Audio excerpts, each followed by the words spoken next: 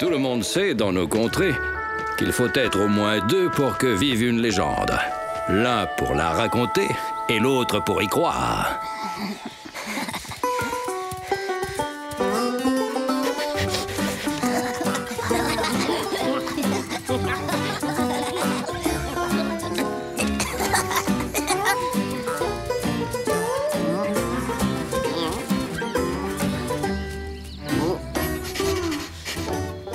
Je vois pas où est Parrain. Et toi, Sinxi? Moi non plus. Mais quelque chose me dit que notre amie la boule piquante n'est pas très loin d'ici. Poum, qu'est-ce que t'en penses? Avec mon 6e sens, je peux détecter tout ce qui se mange, ma porc-épice.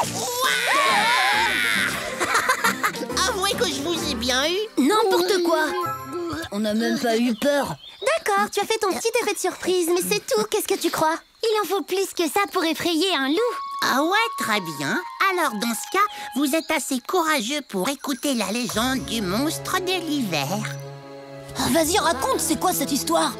Aux premières morsures du froid, le monstre de l'hiver sort de son repère, tenaillé par la faim, et s'apprête à dévorer les jeunes louveteaux curieux de ses terribles crocs de glace. La bête vit tout en haut de la montagne, dans une caverne extraordinaire qui est pleine de nourriture. T'as inventé cette légende pour nous faire peur. Ouais, on y est déjà allé des tas de fois dans la montagne et ton monstre, on l'a jamais vu. Bah ouais, évidemment, parce qu'il vit tout en haut, au sommet. Là où vous êtes jamais allé, c'est pour ça. On n'a qu'à aller voir si cette super grotte existe vraiment. Comme ça, on sera fixé. Je suis partant, Wanji. Ouais, moi aussi. Hein? J'y crois pas. Attendez, il a bien parlé d'une caverne pleine de nourriture. Ça tient pas debout, laisse tomber. Yamni a raison. On n'y croit pas une seconde à ta légende. Ah ouais? Eh bien, moi, je suis sûre qu'elle est vraie. Et Parrain va se faire une joie de nous conduire à l'instant jusqu'à cette fabuleuse caverne. Vous vous rendez pas compte, c'est un endroit très très dangereux. Faut être clair, Parrain. Elle existe, cette grotte, oui ou non? Bah bien sûr que oui, puisque je vous le dis. Donc? D'accord, je vais vous y conduire.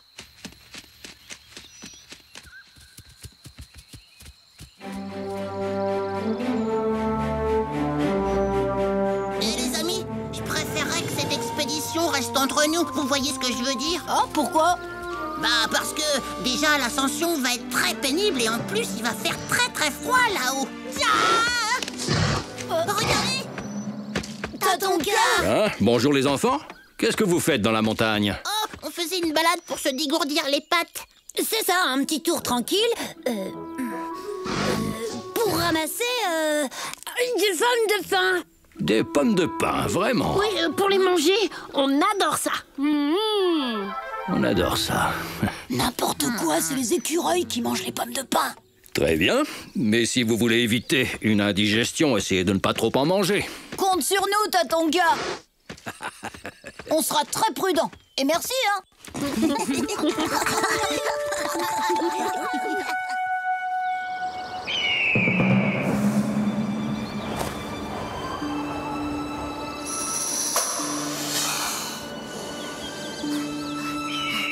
Allez les amis, encore un petit effort. Elle est encore loin, ta bête de montagne. Je sais pas vous, mais moi, j'y vois plus rien. Non, on y est presque. Venez.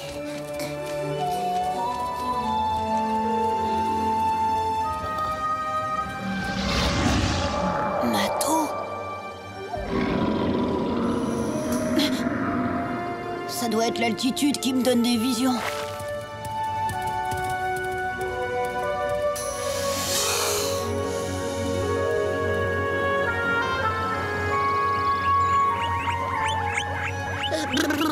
Quand je pense qu'on pourrait tous être bien au chaud dans nos tanières. Hey! Il y a de la nourriture par ici, les copains. Une grotte. Ouf! Mes chers amis, permettez-moi de vous présenter la caverne du monstre de l'hiver. Ça fait pas peur, il est tout petit, ton repère de monstre. Bah, tant mieux. Une petite grotte, ça veut dire une petite bête. Allez, on va voir s'il y a vraiment de la nourriture à l'intérieur. Eh oh, y a quelqu'un?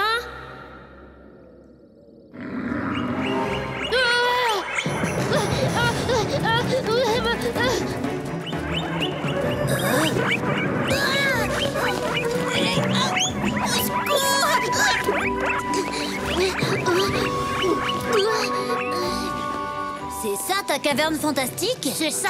T'es sûr que c'est là que vit ton terrible monstre au croc de glace, pas hein? Vous avez raison. J'ai l'impression que j'ai fait une erreur. Parce qu'en fait, la grotte du monstre est là-bas.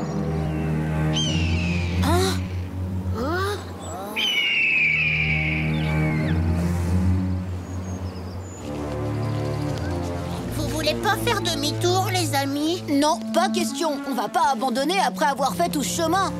J'ai une idée. On n'aura qu'à revenir au printemps pour aller à la grotte. Venez, on rentre à nos tanières. Fais ce que tu veux, Pain. Nous, on continue. Oh, j'ai jamais vu des têtus pareils.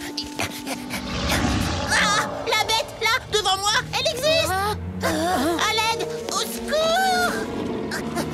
C'est le monstre, je l'ai vu. T'es sûr que c'était pas plutôt un lièvre ou une petite souris? Si c'est une souris, alors elle est carrément très grosse. Regardez.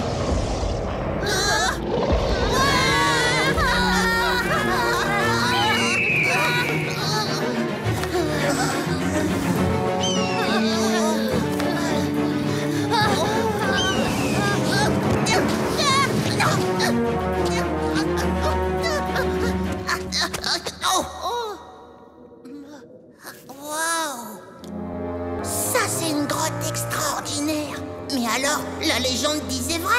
Eh, Singsi, Wanji, Poum, venez voir par ici. Cette fois, j'ai trouvé la caverne. Oh, ils sont très mal élevés.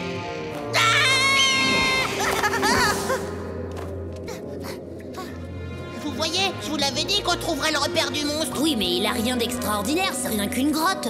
Et y a pas de nourriture comme tu l'avais promis. C'est que j'ai faim, moi. Perdons pas de temps, on rentre.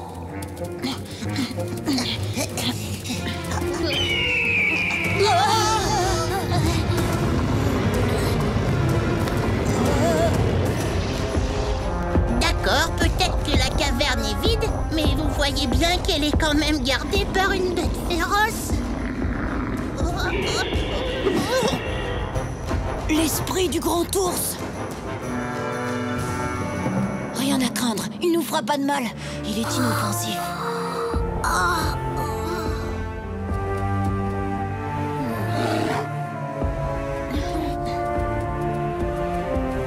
Allez, debout.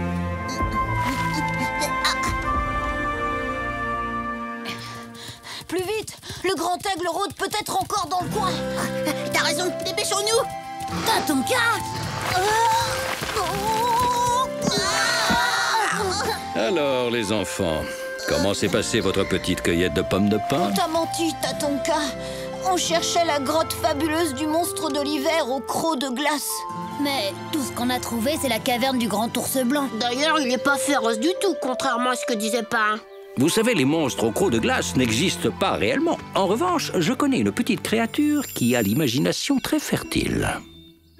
Ouais, c'est vrai, j'ai inventé toute cette histoire. Eh, attention, l'aigle fonce sur nous.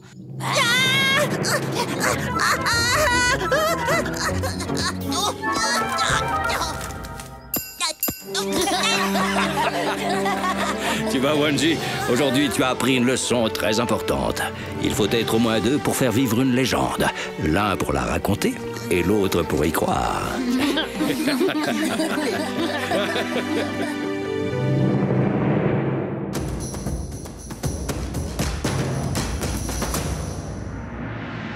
Les différences entre les ours noirs et les grizzlies.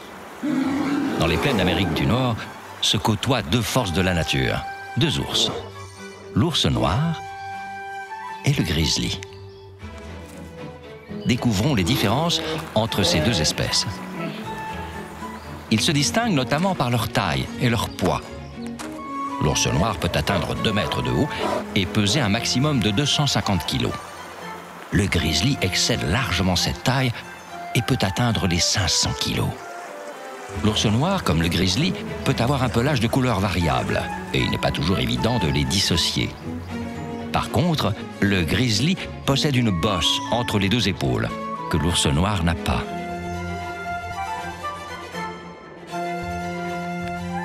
Le museau de l'ours noir est plus pointu que celui du grizzly. Il lui sert à attraper baies et insectes avec une grande facilité. Les deux ours courent vite, dépassant les 55 km/h. En revanche, l'ours noir est un bien meilleur grimpeur que son cousin, notamment grâce à ses longues griffes sur ses 5 doigts. Ces ours, même s'ils partagent leur territoire, possèdent chacun leurs propres caractéristiques. La nature nous réserve bien des surprises. À bientôt pour d'autres découvertes dans le monde de Tatanka.